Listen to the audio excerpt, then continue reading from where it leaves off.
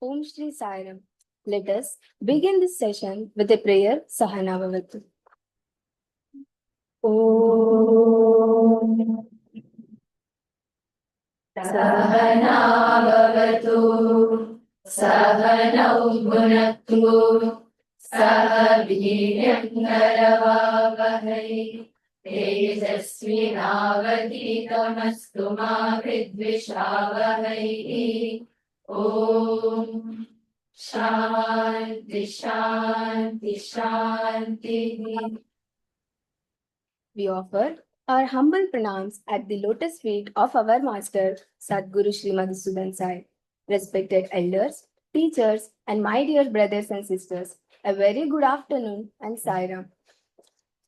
Welcome to this week's Words of Wisdom session, a platform where students get valuable insights from eminent speakers across diverse fields. These sessions helps us broaden our knowledge and perspectives. Today, we are honored to welcome Sri Srivatsan Aparajithan Sir, Chief Executive Officer of Intent Health Technologies.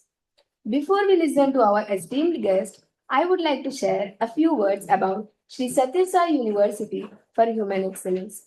Established in 2019 by Sadguru Sri Madhusudan Sai, our university follows the guiding principle of Atmano Mokshardam Jagatitayacham, meaning self-realization and service to society. Its motto, Yogaha Karmasu Kaushalam, emphasizes excellence in action. This university is unique in providing completely free education, including lodging, boarding, and daily essentials. It primarily benefits students from rural backgrounds, with over 70% hailing from below the poverty line and 32% being first generation literates. The curriculum blends spiritual and practical education, covering Vedic studies, performing arts, healthcare, agriculture, mental health, sports, and vocational skills. As part of Sri Madhusudan Sai Global Humanitarian Mission, our university upholds the message of Vasudhaiva Kutumbakam. The world is one family. We strive to ensure universal access to education, healthcare, and nutrition. With deep commitment to social welfare, we actively championship the cause of serving the underprivileged through impactful initiatives such as the Annapurna Breakfast Program and the Sri Sathya Sai Sanjeevani chain of hospitals. Now, a few words about our distinguished guest. We are truly privileged to welcome Sri Srivatsan Aparajithan Sir, the CEO of Intent Health Technologies, a company promoted by Vidal Healthcare Services, India's largest healthcare administration company. A company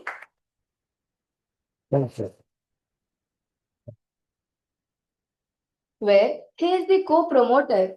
Sir is currently focusing on helping hospitals improving their operating margins and strengthening their financial performance. Prior to this, he worked with IBM and Apollo hospitals and played an anchor role in the development of the healthcare sector in India. Sir is passionate about preventive health and believes that no one should spend money on avoidable medical treatments. Sir has a BTech from IIT Madras and a post-graduation diploma in management from IAM Ahmedabad.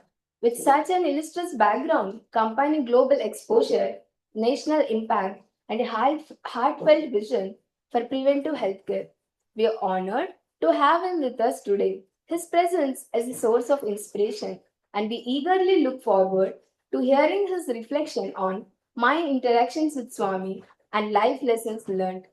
Over to you, sir. Thank you so much. Thank you.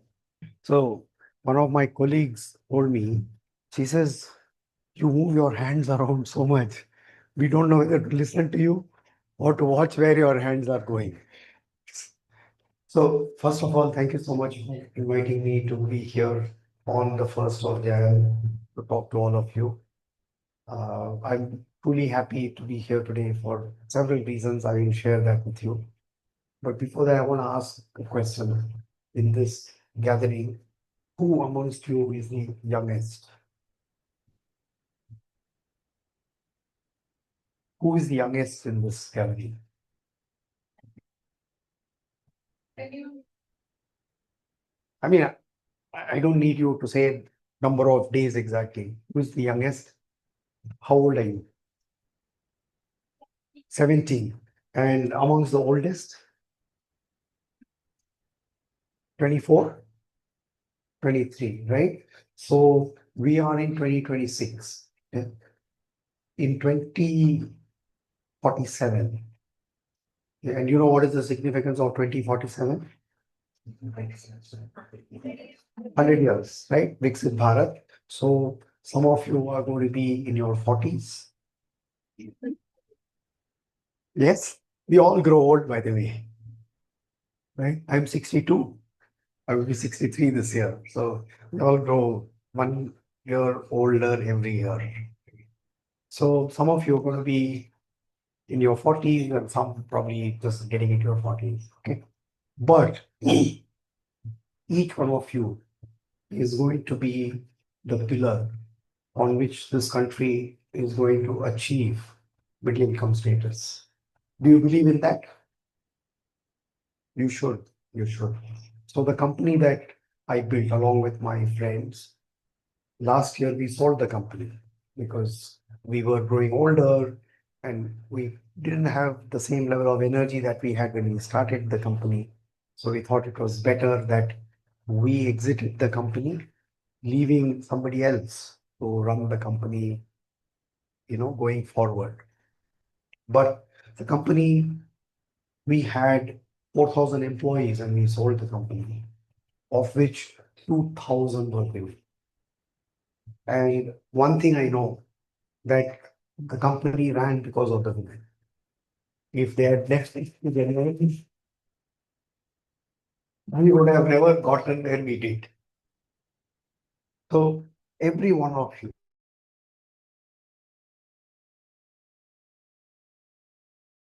are going to be a pillar on which our country achieves Viksit Bharat status.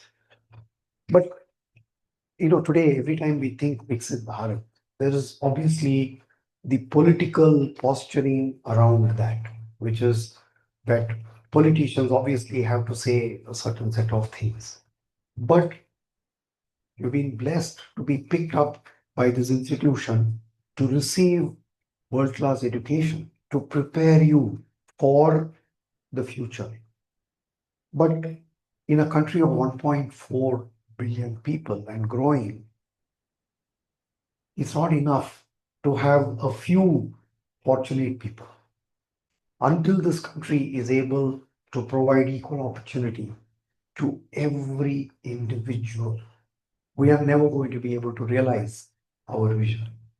Now, every time there are discussions, the political establishment will talk about how India is now the fifth largest, the fourth largest, very soon to be the third largest, and that by 2047 will probably be the second largest economy.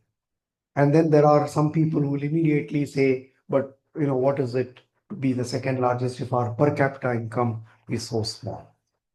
Now, these are all good statistics, okay, to talk about saying, oh, total GDP is 30 trillion or per capita income is so many $1,000. The question is, how does it impact at the levels where it should? So today you take some of these indicators. Okay. The women employment rate in India is amongst the lowest in the world. Okay. I don't know the exact number, but I think that the women employment rate is about 30%. In China, it is 60%. And it is universally accepted that for India to realize its demographic dividend, that we need more women workplace. So I'm so happy to see all of you sitting here and preparing yourself for life. I want to share, I've spent 40 years working and I've learned a few things on the way. I wanted to share some of my learnings. I made many mistakes. I always tell people saying learn from my mistakes. Don't make the same mistakes. Go make mistakes of your own. There are plenty of mistakes that one can make, but learn from that. I did something very unusual in my career progression.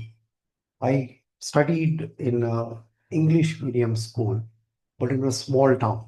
Yeah, this town still remains small, but I was able to go from there to an engineering college, which threw me into waters that I was not prepared for. I studied a in an area in Gujarat where we went to an English medium school, but we didn't speak English. Okay? In fact, when I asked Dr. Chidambar, uh, what language should I address all of you, and he said English because you're all very comfortable in English. So while I went to an English medium school, I couldn't speak a word of English. We understood what the teacher was saying, and we learned enough to go and write the exams.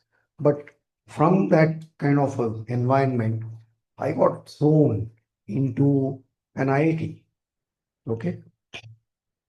An IIT is an intensely competitive environment, not as much as it is today, but reasonably competitive. And I had batchmates who came from English medium schools in Bangalore, from English medium schools in Delhi, and who would speak so well that I felt like I was an outsider, that I didn't belong. Thankfully, I had the upbringing that I had at my home was to be confident, and which is very important, right? That it doesn't matter if in your mind you don't believe that you can accomplish anything, irrespective of what you are given, you may not be able to accomplish. So the first thing is self-belief, that it doesn't matter. You have been given a set of cards and you have to play with those cards, right? There will be somebody else who has a different set of cards. But believe that with the cards that you are given, you can win. So initially, it was a bit of a shock for me because I was not prepared. Secondly, I had gone there after grade 11. Many of my classmates had come after grade 12. Some had also completed 1 year of BSc before they came. So they were obviously much better academically. So it took me a while to kind of catch up with them. But once I caught up with them, things became all right. But the learning from that was that you should never allow yourself to feel disadvantaged. Okay. I was talking to her and she said that all of you have, you know, you come from rural areas and therefore you may not have had the exposure that people who grew up in an urban setting might have, but do not let that become a disadvantage ever. Now, I finished my engineering. Well, I don't really know why I went into engineering college because I always wanted to study medicine. But due to a variety of reasons, I landed up at an engineering college. And so I decided that I will work as a construction engineer because that having studied engineering, civil engineering, I should work as a civil engineer. So I took up a construction job, which required me to go deep into Andhra Pradesh. Okay. And to me, that was another learning. So I made some amazing friends there. It was back of beyond. I mean, I don't know how many of you are familiar with Khambam district of Andhra Pradesh. Is anybody from Khambam district here? So I had to reach my home where I lived and worked. I was in Gujarat. I had to take a train from Bombay to Vijayawada. From Vijayawada, I had to take a bus to go to this little town called Manuguru. From there, I had to take a coal tipper truck.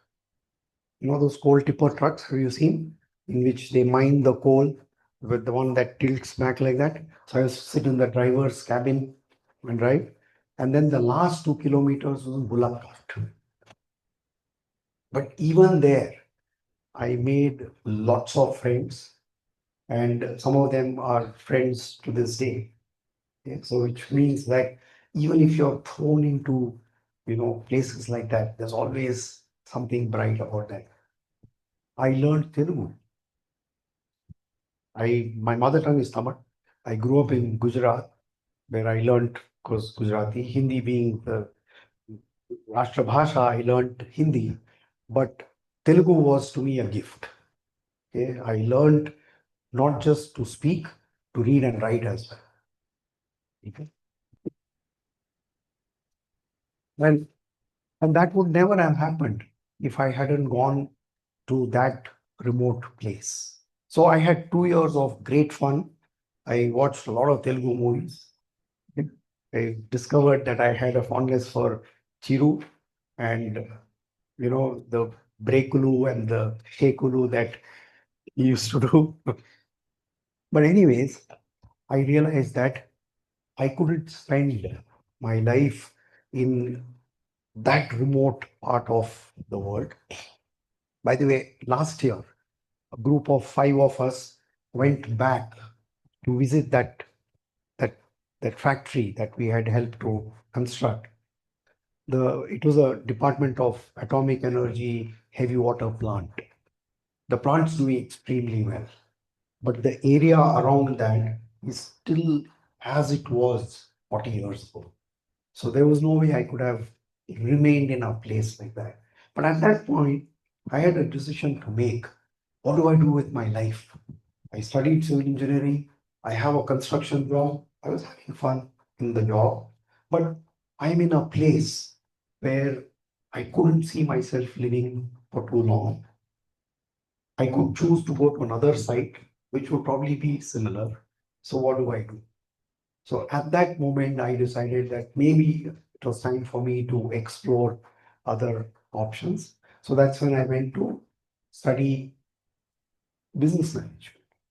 So I was fortunate that I wrote the CAT exam and I got admitted to the IIM.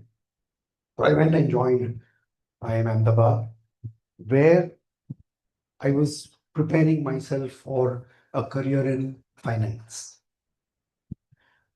Some of you here might go on to careers in finance, but that was what I was planning. My plan was that I would graduate, then I would go work for a bank. But life had other plans. And as it turned out, I ended up going and working for a hospital. Now, you may think, what's the big deal about working for a hospital? Many of you are going to likely end up in Sadhguru's hospital here. But you must imagine this was in 1988. In 1988, when I went and told my parents that I'm going to go work for a hospital, they thought I was crazy. Okay, they said, first you studied civil engineering, then you went construction job, then you said I want to study management, and now you're saying you want to go work for a hospital. What are you really thinking? But it was life taking me probably where I belonged. So I ended up, I went to work for Apollo Hospitals. Now, everyone here knows about Apollo Hospitals today. In 88, nobody did. In 88, Apollo was one hospital in Chennai and another one being constructed in Hyderabad. And that was it. And everywhere I went and told people that I work for Apollo Hospitals, their initial question would be, are you a doctor? Say, I know. So, are you a chartered accountant? No. Then what are you doing in a hospital? In their minds, they thought that if you're in a hospital, you have to be a doctor or somebody on the finance side. So their first question was, so what do you do there? And it was a good opening for me because I could then explain what I did. Now you can imagine in 88, we were just starting to build private hospitals in India. Okay, we had no money Today, if you follow what is happening to Apollo hospitals in the stock market, do you read financial information? Does anybody here read financial information? You do? We read a newspaper every day. Very good. So learn early. That's something I would leave with you as something to practice. Always read the financial section of a newspaper. You will learn so much from there in terms of what is happening in the country. Okay. So at that time, is there something wrong with this? Not working. Can you hear me? You can, but I can't hear myself.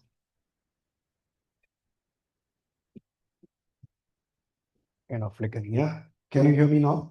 Yeah. So at that time, we had no money.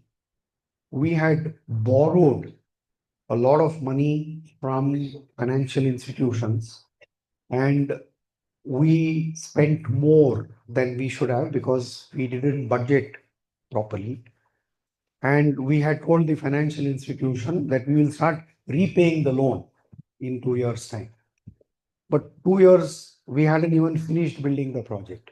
And the lender wanted the money back. My project is not complete, which means that I have no income and I have to repay the money to the from the person from whom I borrowed. So they were not easy times. Okay. We had to do many things. We had to go raise money. We had to hire talent. There were a lot of doctors, but a lot of the Indian doctors didn't have good opportunities in India, and therefore they went overseas. Now, their view was, how can a hospital in India provide us the same world-class environment to practice that we get in the UK or in the US or in Dubai, wherever? So how do you get them back? There were no non-clinical availability of talent. In a hospital, we needed people in housekeeping, we needed people in front office, we needed people in a variety of administrative positions. And we didn't have people for any of these. So it was about training people. So there were a lot of things. And I'm talking about 1988, right? Today, I go around here and I find that this is such a beautiful integrated system. There is a beautiful world-class hospital here, which is capable of doing just about any procedure that you can do anywhere in the world. Then you have an educational system supporting, right, which is producing, talent like this. Very soon, I believe there'll be a medical college which will actually start producing doctors. It's a beautiful integrated system which didn't exist then. Okay, so thankfully, the the people have learned from that time and have made some of these changes. But going forward, we need to do even more, right? I mean, we've come a long way. Today, I can say that India's healthcare ecosystem is better than anywhere else in the world. Does anybody here believe that? Yes or no? You should. You have one fine example of that right in your backyard. The Mudnali Hospital is probably one amongst the world's best hospitals. And I say this because I visited hospitals across the world. It's a world-class institution. Okay. And we have several like this. Okay. I was involved in setting up Swami's Hospital in Whitefield, which we built in 2000. In 2000, when we built it, it was future proofed. We said this hospital should be ready for what is happening in 2025. And we built systems capable of, right? Because obviously we are human, so we could see 25 years ahead. Maybe we should have also thought of Viksit Bharat at that time and said, let's build for 2047. But the point is that we've traveled a long distance. But where do we need to go? If client side had 3 people, we had to be 9 persons. Okay, so that is the way we used to go to meetings. But Reliance said, if IBM is bringing 9 fellows, we will be 27 fellows. That day, 8 of them couldn't show up. So I was alone in that meeting and there were 50 guys. And my presentation went bust. I was demoing some very high-end electronic stuff, Some of you may be familiar. I'm talking of 2005 when telehealth was not what it is today. Today, everybody is familiar with telehealth. Okay. You can treat a patient sitting far away, correct? In 2005, people didn't know. What I was trying to demonstrate was that you could use a BP device in one room here, and your BP readings be read by somebody sitting far away. And my system actually conked off. Okay. How do you deal in a situation like that? I'm not, this is not about teaching you how to deal with a situation like that. All I'm saying is there will be situations like that that you will encounter, and you need to be prepared to deal with that, what you call thinking on your feet. I said all this so far so that I could provide a context for what I actually wanted to share with you today. Now, 1999 was actually when the government of Karnataka handed 56 acres of land to Swami to build the hospital there. Okay. And I read that news in the paper saying government has given 56 acres. And I was in my mind saying, can I hope to be a part of that project? When Swami built the Puttaparthi hospital, I was working at Apollo, and I had a few interactions with the planning team where they came to me for some, some opinion and things like that. So when I read this, I was in my mind hoping that I could be a part of that. I didn't know how I could be a part of it because I didn't know anybody. And then out of the blue, I get a call from Mr. C. Srinivas. All of them know C. Srinivas. So I get a call saying, Swami asked you to come for a meeting. I had goosebumps. I didn't know because this was a thought in my head saying how I wish I could be a part of the project. And a few days later, I get a call saying, Swami has asked you to come for this meeting. Okay. And no background other than that. He says, you just come and we'll see. So this was, I think, sometime in September of 1999. And I go there and I'm sent into this room. And Swami is seated there. And Srinivas Garu says, you just go close to him. I'm, first time in Swami's presence. I'm like, totally unprepared for that. So, Srinivas Garu is like saying, just go. So I walk up to Swami. Swami says, very good, you have come. Clearly, he knew who I was and all of that. Then he says, sit here. So, right, by his feet. So then he says, what language can I talk to you? See, I learned Telugu. So I told him, Swami, I can speak in Telugu. So I could see him, very happy with that. Then at that time, the construction was done by L&T. So the head of L&T was this person called, okay, so it was Ramakrishna Garu. So Swami turns to Ramakrishna Garu and says, he was the missing piece to design the hospital. So now you have everybody involved in this room. Are you happy?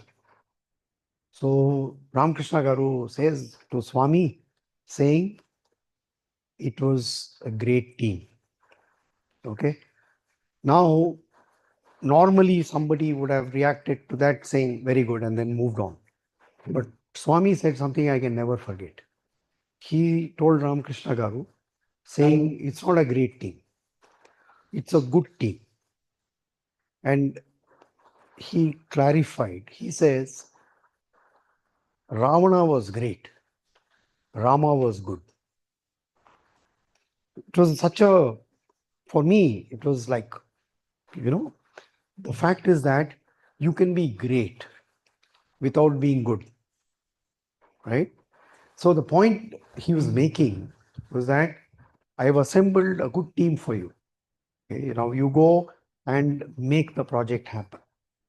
Now we were in September and he wanted next year on the 23rd of November, the first surgery to be done in the hospital. Now this was a 333 bed hospital.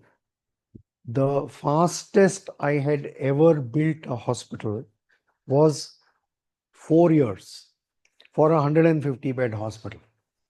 And here he was saying, I want a 300 bed hospital ready in 14 months. Okay. Our first thought was, he doesn't know what he's talking about. Okay. What do you do, right? Obviously, you cannot tell him that. So, but the architect and I, we were discussing, saying, they will change the date. Do you know, Swami doesn't believe in changing dates. We were on a schedule which required that I had to work till 2 a.m. along with the architect and produce the drawing for L&T to construct the next day. If I didn't give drawing to them in the morning, that day's construction would not get done. Obviously, when a 14-month schedule, you had to do 2 days work in 1 day. Not doing 1 day's work would not have made sense. So every once in a while, we would miss, because at 2 a.m. your mind is not working at its brightest. And so we would miss giving the drawing. L&T had direct access to Swami. So Ramakrishna Garu would message Swami saying, I have not received drawing. So we would then get called. So I still remember that first conversation and I was completely unprepared. Swami asks me, why can't you fast track my project? Fast track is a word that you will hear in corporate discussions. Swami actually asked me, saying, why can't you fast track my project? So I tried reasoning with him, saying it's such a massive project. I was constructing 3.5 lakh square feet of building. Okay. And hospital is not an easy building, right? I have to have everything in place. There have to be plug points where you need them. Water supply is some 6 types of water supply. So we tried reasoning with him. He said, are you sure that if you take 1 more day to give the drawing, it will be a better drawing? I said, not sure about that. So he says, today's work you do today. Let tomorrow's work be done tomorrow. In a way, we all tend to sleep on things because we believe tomorrow we'll be able to do better. But that was something that was very, very gently told to us, saying that today's work you do today, tomorrow's work will take care of itself. And that made sure that we were able to meet the deadlines. See, L&T was a large corporation and there was just 2 of us sitting there and preparing all the drawings required for the work to be carried out. But we did that and it progressed as, it was Swami's desire and we completed the project.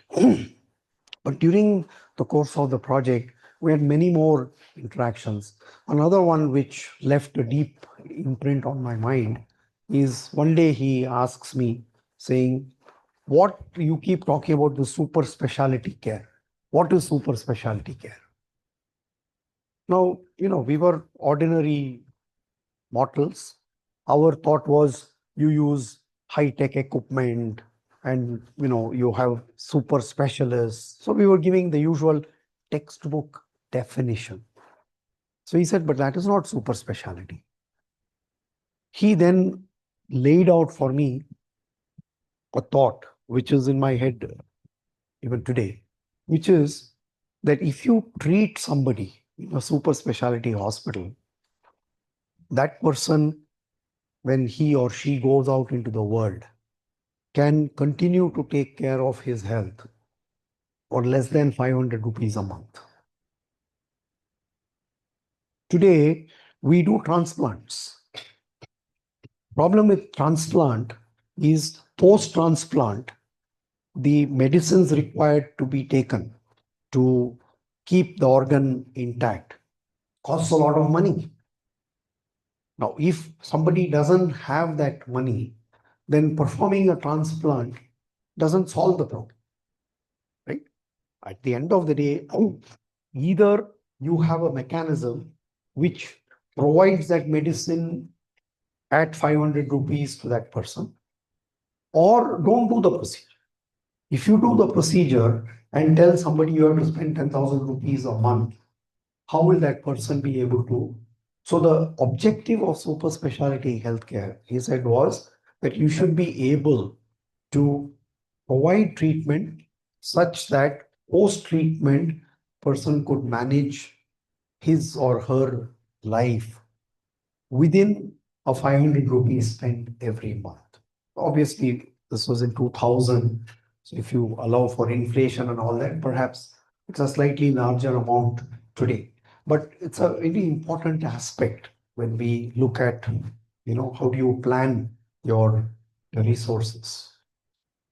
So like this, there were many, many interactions with Swami, but all of which helped to teach some very valuable lessons. Okay. And I want to share some of these thoughts with you because some of you will probably go to work next year, and over a period, everyone in this room is going to be employed. Okay. Now, fortunately for you, the fact that you are here in this room today means that you will also have a job waiting for you when you graduate. So your focus right now is to just finish your education and prepare yourself so that you can get employed within this ecosystem itself. Okay? Which is not the same in many other places. If you study, when you are completing your education, there is pressure of what will I do next and all of that.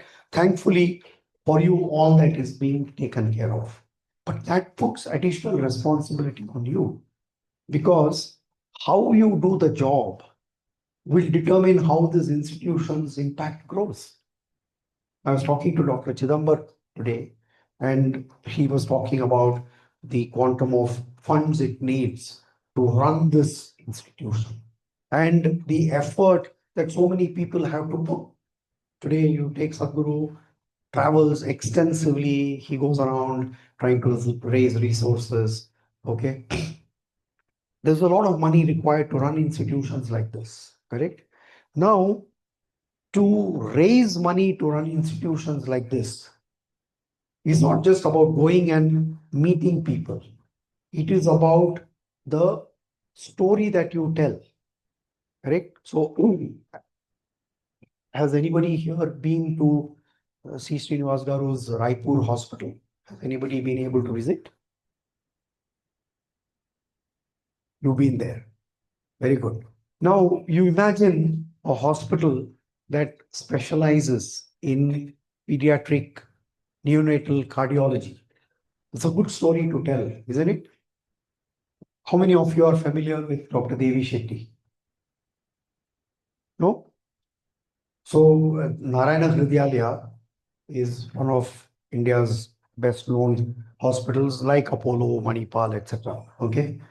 They have a 60-bed pediatric cardiology unit. Any visitor to Narayana Hridayalaya would be first taken to that pediatric cardiology unit.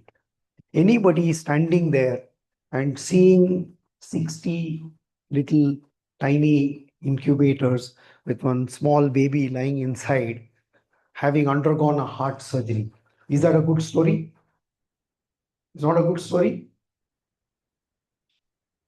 It's not a good story. It's a fantastic story.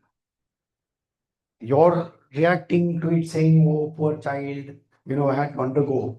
But today, the fact that we are able to give that child a lease of life, right? Obviously, not being able to perform that procedure would mean that, the parents lose that child. So the fact that we are able to do that is a good story. And if you tell good stories, then you get more funding. So the point here is it doesn't matter what roles each one of you will get assigned to, right? Some of you may go into administration, some may go into finance, some may go into guest relations. There could be many, many roles. But in each one of these roles, the key is to create good stories which then find their way. Whoever, some of you might be doing fundraising as well. Today, for instance, I am told that the amount of funds required to run this entire network is X. Okay. If you look at there are many, many organizations that survive on fundraising. Okay. Now, today, if you take examples of that in the Western world, okay, there are, like, for instance, there's this organization called the National Kidney Foundation, all right, which operates out of the Singapore, it operates out of the US. They raise several $billion worth of donor money every year, right? Which means we're talking of really serious amounts of money. Okay. Now, how do you do that? Because if you have funds, then you can do many things. So today, for instance, there are 200 odd of you in this institution. For a country like India, we could probably do with several hundred of such institutions. Okay.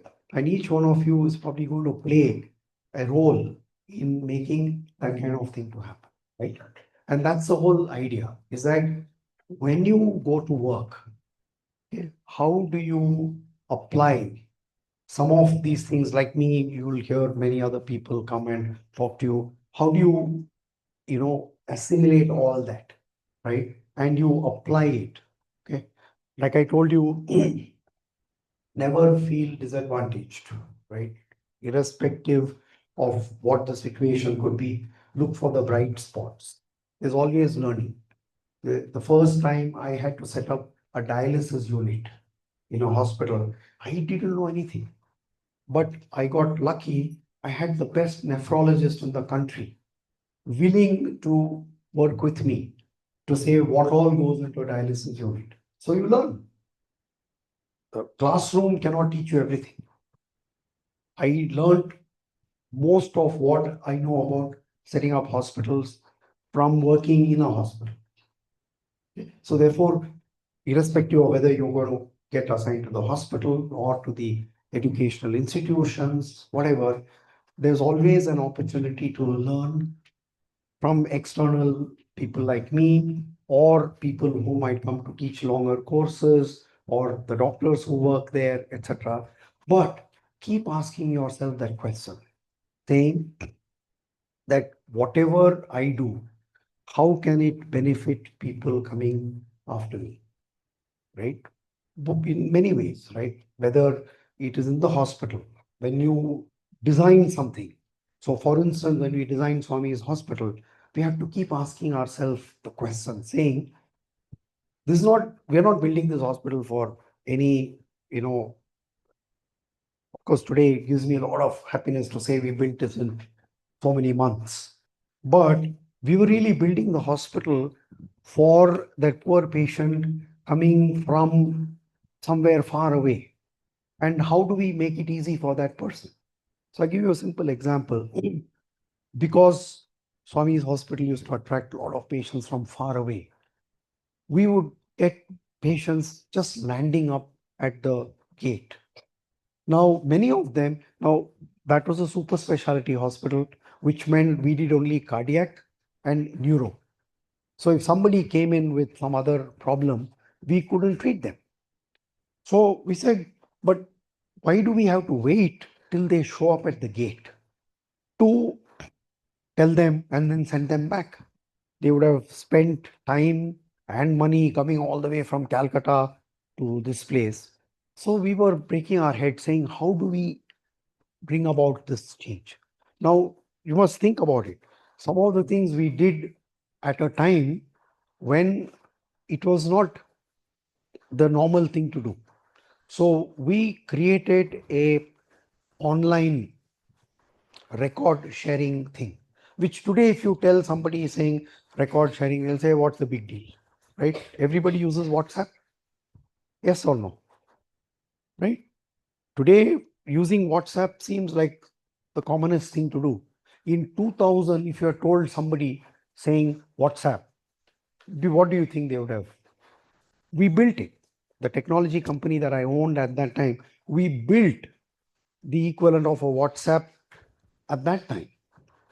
Okay. So what we did, we built an online platform where Sevadal people in Calcutta could upload all the patient information and the doctors here could see it and then say, please send. So if somebody could not be treated in this hospital, they didn't have to make the trip all the way here.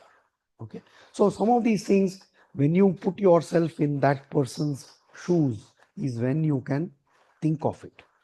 Otherwise, you will say, oh, I built this beautiful hospital. If you come here, I will treat you. Today, and I say this because it's important for you to know. So the company that we set up, which we sold, was a insurance administrator. So there is health insurance and there are hospitals, right? So typically people buy health insurance to pay for expensive treatments. Now, Government of India has the scheme called Ayushman Bharat. How many of you are familiar with Ayushman Bharat? Everybody, right? Now, Ayushman Bharat provides 5 lakhs coverage per family for a variety of medical treatments. But there are problems with that. So, for instance, the Ayushman Bharat covers knee replacements. Okay. Now, knee replacement surgery is an expensive surgery. Okay. Now, a lot of people who pay for it from out of pocket may decide, say, I'll get it done next year or the year after because they don't have the money today. With insurance, you expect that more people should take it up. But strangely, Ayushman Bharat uptake of knee replacements is only 1/6 of what people paying out of pocket do. Now, what does this mean? It means that even with insurance, people are not able to go and get the procedure done because the cost of the medical treatment is not the only expense. If I am living in a small village and I have to go to a big city to get a surgery done, there are costs of travel, there are costs of stay. Who pays for all of these? Now, somebody in the village is not going to get up, go by himself to the city. Full family will go, right? Now, full family goes from, say, small town to big city. Not every Mudanahandi, there are not many Mudanahandis in the country, right? So, if he has to go there, it could cost maybe more than the knee replacement itself. And therefore, nobody is paying for that. So, we actually recommended to the government saying, you should pay for it. The government actually says we will pay for it, but they don't have money to pay for it. So quietly they say only pay for the surgery. Out of pocket is not to be paid. But Swami's thing about treatment cost you have to bring that factor also into the picture. No? Either bring the cost down or make sure that that money is available. You may not be, I mean, there are certain things, for instance, today you take to do an angioplasty, there's a certain cost to doing it, right? Now, you may try variety of ways to bring down the costs, but you may not always succeed. But in that case, then you have to have some other mechanism to pay for it, right? So some of these things you must learn to apply in your working lives so that the benefits, the advantages that all of you have received can flow to many more people so that by 2047, India becomes truly Viksit Bharat. Okay. I don't want to talk more. I'm open to take questions. You have to ask questions. As you said, approximately 30% of women in India are working. What do you think the main cause for women for not working? Is it the lesser of job opportunities or child marriage or social exploitation or religious practice? Or is there any major reason which is not allowing women to work? Or it is the religious practices which the parents won't allow them to work? We here are, we will get the job opportunities, so it's not about us. But we have to serve the society. To serve the society, we should know what is causing them for not working. Thank you. That's a great question and something that occupies a lot of my thought process. So I give you a simple example. So there was this girl who used to work in my office, very talented girl. Okay. And I thought that she would do very well. And then her parents decided to get her married off. All right. And so I said, yeah, sure, take time off, get married and come back. Then she says, no, my in-laws don't want me to work. So I said, what logic is that? Then I asked, saying, does your mother-in-law work? She said, she works. So I said, then why is it that you cannot go to work? So I think there is no easy answer to this. It's a mix of many things. All right. And I think we have to break every one of them. Okay. One is that realization that women are not the weaker sex. Right. Women, if you ask me, are the stronger sex. Okay. They can, given equal opportunity, they can accomplish far more than the men can. Right. You take, we produced the first woman prime minister the whole world. We could do that, right? You go back in history. One of my classmates authored a book called Women in History, right? And so many examples of. Question is, somewhere along the way, we have allowed ourselves to get into these boxes. Now, for a period, it didn't matter. But now, I think, is the time for us to unshackle us. See, educational opportunities, I think, are available, right? When I studied in my engineering batch of 250, there were only 4 girls. Okay, which was like 0.4%. Today in the IITs, I am told that 15% are women. In fact, some branches even more. So women are at least landing up in educational. Okay. The question, women have to have babies. So what happens? When they go to have babies, how many come back? A lot of women don't come back. Why? Because we don't have enough facilities to provide childcare. It's a tough job for a woman to mind her home, look after a baby, go to work, right? So we have to solve for all of these. So for each one of you, you have to apply your minds, saying that if I have to make Viksit Bharat with 50, 60% of the women working, how do I dismantle all of these? Right? I wish there were like one problem that we could legislate. You cannot legislate a mother-in-law telling daughter-in-law, you cannot work, I will work. Right? It's a mindset thing. But it's an important problem to solve, and thank you for asking that question. Sir, we have one more question. In your view, how has Swami's mission influenced society at large? So I look at it in 2, 3 ways, right? One is, for instance, you take healthcare. Swami's institutions are an oasis. They are the only institutions in the whole world that provide treatment at no cost, right? In fact, I'm so glad you asked this question. For someone like me, I grew up setting up corporate, private, for profit hospitals. And in my mind, this model of saying, treat for free, okay, I just couldn't relate in my mind. Okay. And since Srinivas Garu had said I can ask Swami anything, I asked him one day, saying, Swami, why we are doing like this? So he thought about it. Then he said, look, in my hospital, I will not charge for treatment. But he said, you make a valid point.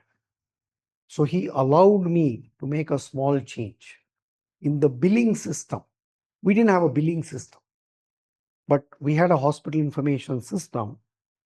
In the billing, he said you can allow a bill to be generated, but the bill would say so much cost of treatment, and then it would say less Swami's blessings, 100%. Bill amount to be paid 0. Right? So we still didn't charge the patient any money, but now the patient knew the cost of the treatment that they had received. It was important. See, because at the end of the day, you may treat for free, but it's not free, right? There's a cost to it. If all of you go to work there and you spend your time, etc., all that effort has a cost to it. Okay, the consumables that we buy, let's say I'm doing an angioplasty, there's a cost of the stent. I may negotiate excellent rates. So for instance, I remember for the Raipur hospital, we were, the oxygenators that you need to perform the procedures. We negotiated very attractive rates, but this has a cost to it. Okay, so how do you get that cost? Now, there are no easy answers, right? So for a world-class institution like this, why should you only treat patients who cannot afford to pay? Can you treat patients who can afford to pay? And I'm sure that if you opened up this facility to people outside, there will be many people who would be willing to come here. Okay. So what Swami's mission has really taught is that there are ways to think through this problem. Right? You don't need to say, oh, this is how we do things, therefore we have to do. Right?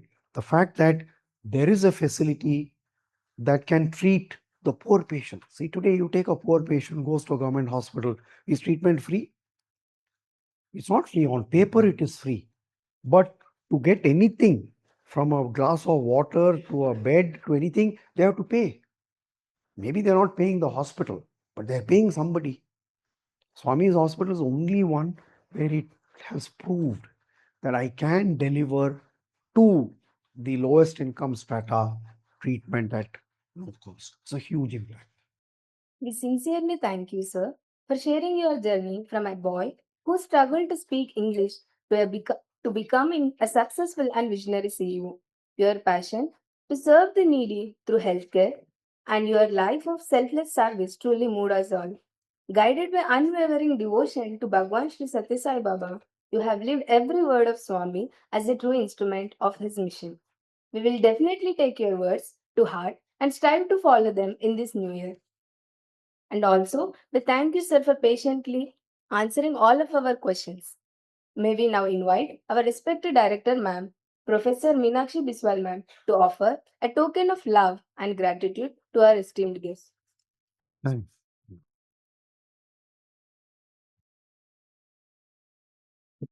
Thank you. I'm truly honored. Thank you. Who's called the father of Carnatic music?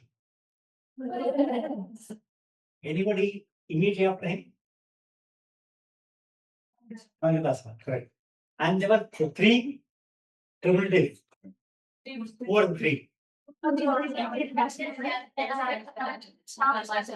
Excellent. Among the three, who played an instrument? Huh? Already played. Huh? Veena. Okay, great. Any idea what's connection between some Vishnuddar and last 2025? That's a big question. The 250th birth anniversary of Usman Vishnuddar. There's a bigger big question. What connects him to this man?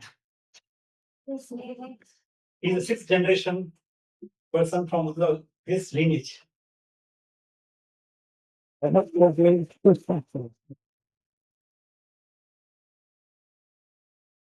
the cousin of one of the Veena. played by Usman Vishnuddar. There's one more person beyond these five we talked about. Any idea who's the person? Great musician, same period. He lived only for 32 years. He lives from a state which is very close to us. Padmanabha Temple, Clue. His great grandson came to the 100 years celebrations. Excellent. You're again. The thing about SRIVATHSAN is that he doesn't play the veena, but he plays two other instruments. Guitar. If you will never go away, and it is a privilege for us to see a person of his lineage here who has diversified into a field which is not part of music, but retains the musical talent still with. Thanks a lot, Susan. A lot. Let us conclude this session with Shanti Mantra. Om Shanti Shanti Shanti.